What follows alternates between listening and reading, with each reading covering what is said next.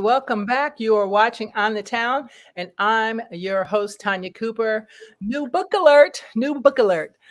So if you haven't gone out to pick it up yet, this is what we're talking about today, Impasse. And today with me, tonight's guest, excuse me, it's not day, tonight's guest has been excuse me, has had his fiction and poetry published in City University Magazine, Fordham University Literary Magazine, amongst others. His plays have been produced at Dramatic Risk, Negro Ensemble Company, WCT Collaborative Theater, Paul Robeson Theater, and many other venues.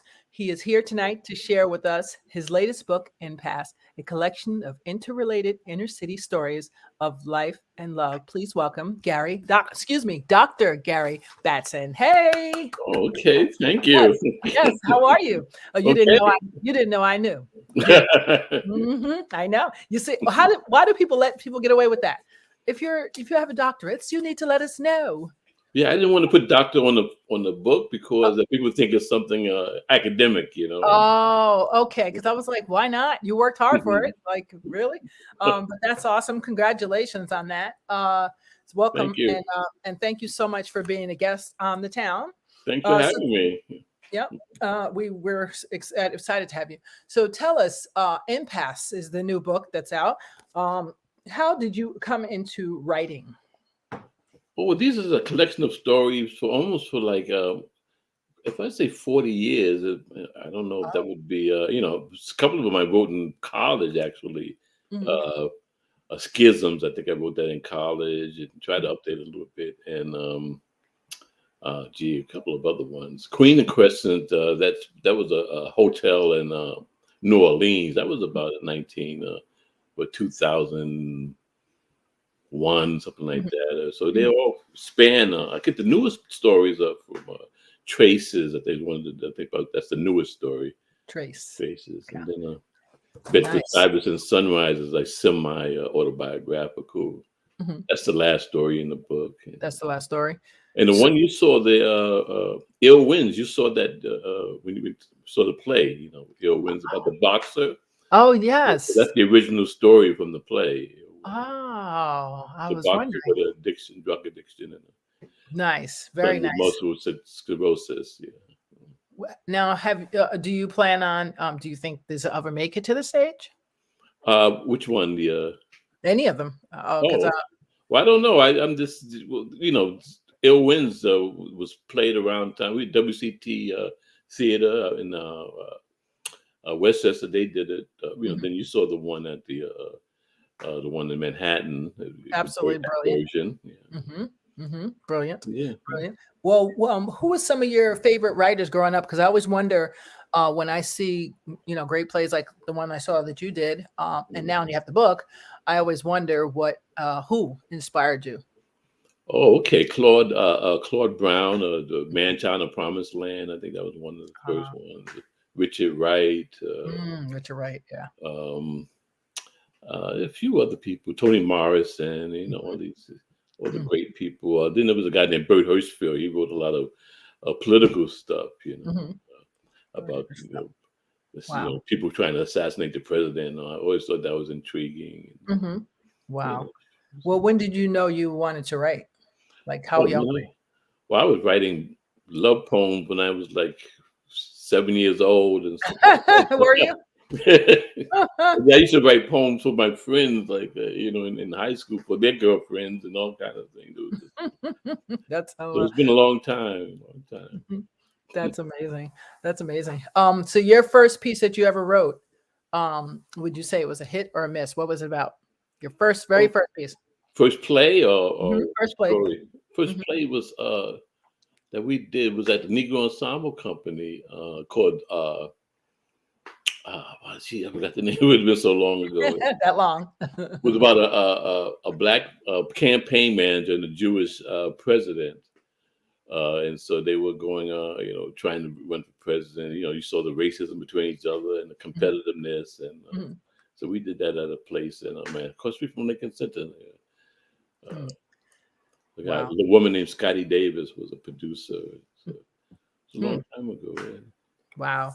And so tell us about one of the, I think one of the chapters is her boiling point. Oh yeah. Yeah, there's a character, I think it's Angela and Charlie. Tell me about them. Oh How yeah. they come. That was kind of loosely based on. I have a grandson who's autistic. So I kind of loosely based that on him. Even though but her son was like blind and diabetic, and so and I know usually some guys who have children who are have disabilities. They're kind of shy away from that, but this guy was kind of the opposite. He wanted his kid, and he kind of kidnapped him, and he went around. Wow. So his wife was chasing him around the country, and her and her boyfriend. And so Yeah, in between the chase, they stopped and had a good time with each other before they started running around again. That's what I saw. I got to some of it. I didn't get to finish it all, but I'm going to finish that now because that's pretty interesting story. And I was wondering, I was like, I just couldn't finish it in time. 3 days. I finished a book only one time in my life did I finish a book in 3 days, but it is possible when you don't have 500 other things that's going on that pop up last minute. But tell me about Imperfect Love. Eleanor and Mr. Sylvan. Did I say his name right? Yeah, we did that story. Actually, this was in another collection that we put together. I know you remember Walter Jones, right? Yes. Oh my gosh. Yeah, we Yes. put a collection of stories together with a class of mine at New Rochelle, College of New Rochelle. We had a class and an English class, and they all chipped in there with short stories, and we put a story together. So this was a story, Imperfect Love. I like the title from The Perfect Storm. I don't know if you remember Oh that yes. movie with George Clooney and Mark Yep. Wahlberg. I always love that title. It's kind of a double, has a double meaning. It's a bad, but it's good at the same Right. Double entendre. Yeah. time.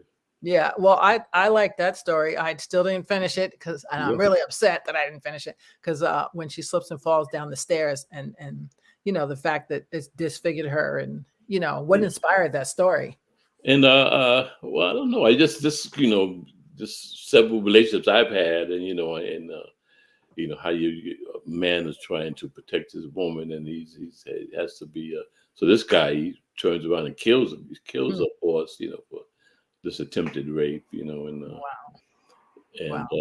this is one of the things that happened in Wow. that story. Well, So what do you want us to take away from the three pieces that you wrote? well, I guess that how relationships are very complicated. They are. Everybody's trying to find a way to prove their love to each other, and sometimes it comes out a little awkward. Right. That's very true. Very, very true. And how do you keep inventing interesting characters to keep the readers engaged? Just we trying to stay out there and meet people and listen and reading and see other stories, and then the reading takes you into another world without even leaving your house. I know you heard Absolutely.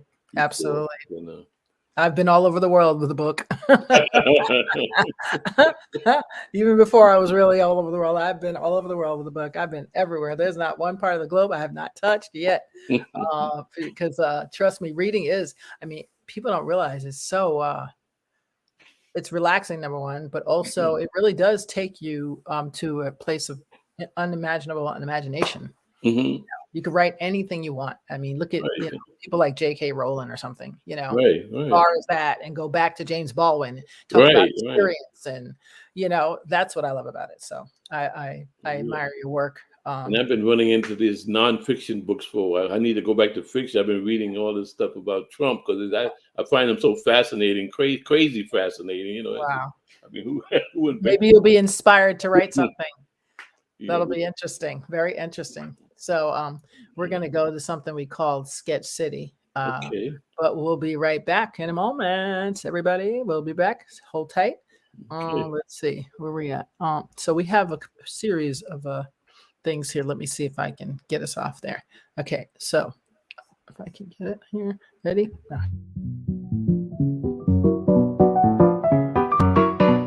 Hello, ma'am. May I help you?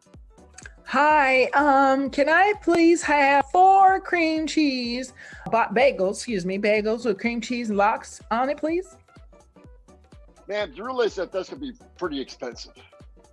Why, yes, I do. And I'd like some capers too while you're at it. That's going to be really expensive, ma'am. What do I look like to you? Chopped liver? We also have chopped liver that's really, really expensive. Do you barter? I'd gladly give you my, let's see what I got here. I'd gladly give up my Ferragamos tomorrow for 4 bagels, cream cheese, and lox and capers today. I'm sorry, ma'am, we don't barter, but we do accept food stamps. How about I stamp my initials on your forehead? Hello, you're Justin Bieber. Nice to meet you. What a pleasure. My granddaughter Haley has told me all about you. Justin, would I like some soda pop? No, I wouldn't, but you can get my granddaughter here, Haley, some soda pop if you like. I'd like champagne, please. Yes, that's what I drink, champagne. Yes. How was the concert? Oh, it was quite interesting, Justin. Very, very interesting. No Cole Porter, no Bach, but you young people. Yes, you're so modern. You see, I like everything in the 1940s, Justin. That's just me. Now, one little suggestion for me to you is I would dress up if I were you. Yes, I would dress up, dear, because of those jeans and that little jean jacket, that's not really fancy to go at your concert. So that's the only advice I'd have for you, Justin. But Haley, is the car here yet? Yes, I have a car waiting for me, Justin. I must really go now. But it's been a pleasure meeting you. And let me shake your hand. Yeah. Oh, baby, I'm drunk only. No, the cup won't love you like I do. Baby, I know that we can't live in the past, but the past is all I see. And why you gotta make me wait? Why you give my love away every day? And she could probably take my place. She could probably take my. Yeah, I was willing to ride, but yeah, even praying to God, but even knowing God alone, 'cause I'm choosing you instead. Yeah. Whoa, whoa, whoa, whoa, whoa, whoa. Hi, welcome back to On the Town with Tanya. You're watching us, and that was by Tatiana Staley, that music, and the sketches by Tony Viagra and myself. We are back with the one and only Dr. Gary Batson, creator of, IMPASSE. And if you haven't gotten the book, you need to go out and get the book because it's a great collection of stories. So, Gary, there's a lot of young writers out here right now watching. What would you say to a new writer? Oh wow, just read and write. That's about it. I know August Wilson said he used to, for playwrights, he used to sit in the diner and just listen to people talk and write down. He got thrown out of one restaurant because he was. Yeah, because the guy didn't know, the owner didn't know what he was doing. He said, "Why are you taking notes in here?" So he would write in the or something. Yeah. Really? Just writing down dialogue. Yeah, that's brilliant. Okay. Yeah. So reading and writing, I think that's as basic, and never give up. Yeah, that's absolutely that's the best advice because who is it? Well, Shonda Rhimes says it as a writer: if you were invited into the room, you were meant to be there. Okay. Yeah, which is great because some people feel like I can't do it, or I don't have enough talent, or they, come up with the excuses. I'm like, just do it. There is no right or wrong. It's your work and your gift. Yeah. Right. Yeah. So that's great. And so are you still teaching? Still teaching. Yeah. I've been at Tour College for a long time, 20 years. Are you teaching theater? What are you teaching? Writing? English. Oh, English. Drama, modern drama, African American literature, and then basic English. Whatever they throw at me, fiction, introduction to literature, all kinds of. Nice. Nice. Nice. I just And wanted to mention that the book right now is only available right now on Amazon. okay, that's what I was going to ask. Where would people find the book? Because But that's we're very hopefully going to spread out to Amazon. Well, that's okay. hopefully Impasse. I'm going to put it in my chat here so people know where to find it. It is on Amazon. That's a good source. I mean, yeah. I've sold plenty of books on Amazon. There's nothing wrong with Amazon. Trust me. And any takeaway you want us to have from the book? The stories are riveting. You have to try to go through. I mean, some of the ones that are interesting are the Ill Winds is pretty good. You know, and Bedford Stuyvesant Sunrise is about a kind of loosely based on my life growing up in Bedford Stuyvesant and during the times when the gang wars were there. You know, and my father owned a little barber shop and. He used to run numbers like all the other black people used to do. Back in the day. that was their lottery, you know. Off-track betting came, you know, so they had to stop, you know. Little nostalgia sounds like it's going on. I can't wait to finish that. Yeah. Yeah, he had to go. We had to pull him out of the jail every now and then, you know. So it was kind of roller coaster life. That's good. Yeah. That's good. So you bring us back a little something with some of the stories. Yeah. It's good. It's nice to have nostalgia at this point in life because it seems like a lot of the old stuff worked better than the new stuff. So I kind of like that. I'm excited. I can't wait to finish reading it. If you have any more advice for us or for new writers, because that's who I really, there's always somebody out there watching that is thinking like, what can I do? How do I start? Or what do I do to get to this point? Well, always, have a notepad or something. I've been writing in my phone sometime, or have a pad in a bed, wake up with these dreams, and try to write down your dreams, all kind of, because you need material. You have to be fed like a writer needs material like we need food and water, So, right. So, right. Yeah. Okay, so just write again. Good to have something to write about, Yes, and absolutely. Also read some of the good authors, read some of the bad authors. That's right, because then you'll learn what not to do, right? Right. Yeah, I learned that one. But I love writing, so it doesn't matter. Good, bad, the ugly. You take it all. If you're a writer, then you got to take it with a grain. Now, one thing the one part of the writing process I do not like, I write a lot of screenplays, is the editing part. That's oh my gosh. Yeah, that's a good. Thank you for bringing that up. You have to have a good editor. I had an editor named Joanne, and she edited the book. Okay. And then I had a proofreader, and it's like. You have to have all those people. You have to have a good editor because you can't. Editing your own book is like being your own lawyer. Give yourself under your own surgery like a doctor. That's hilarious. I'm a comedian, so I can picture that. I'm like, that's not good. That's not good. That's gonna end up in a loss, double loss. Yeah. That's amazing.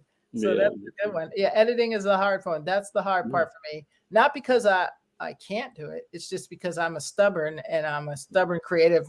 I'm sensitive about my stuff, as Erykah Badu used to say. And so when I write something, it's because I'm in the spirit of the moment. And so I wrote it, and I like it to stay just as it is. So I mean, aside from like grammatical errors, but like content of the body of work, if I said the man went to the store, I want to leave it as the man went to the store. Someone may say, well, it's more interesting if they say he went to the store and went around the corner. But I'm like, that's not what I was saying. So that's a problem. So what are you using? Final Pro or what are you? I use Final Draft. Yeah. Final Draft. Okay. Yeah. And Final Draft. I was using Celtex, but obviously Final Draft is what the Hollywood standard is. So I updated to that. And but it's still a challenge for me to edit it because I will literally take a walk and write it in 2 hours.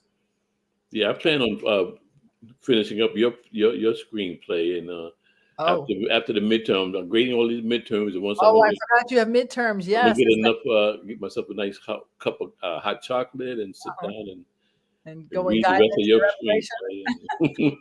Good. All right, that's a bet and a promise. And let me know how the book goes on. I'm so excited. Thank you so much for taking time to come and check us out. We appreciate it. Thank you for having me. Yeah. All right. So hang out for a minute and we're just going to say, let me see who's in my viewer chat here. Hey, Carl. Hey, Donna. Hey, Jennifer. How you guys doing? And a big shout out to Gina, one of our favorite viewers there. Gina, blessings to you and your family. And I hope all is well. For all our viewers, please do me a favor. Go to our page, like and subscribe on YouTube on the Town with Tanya, and go pick up a copy of Impasse. I promise you, you will be intrigued. All right.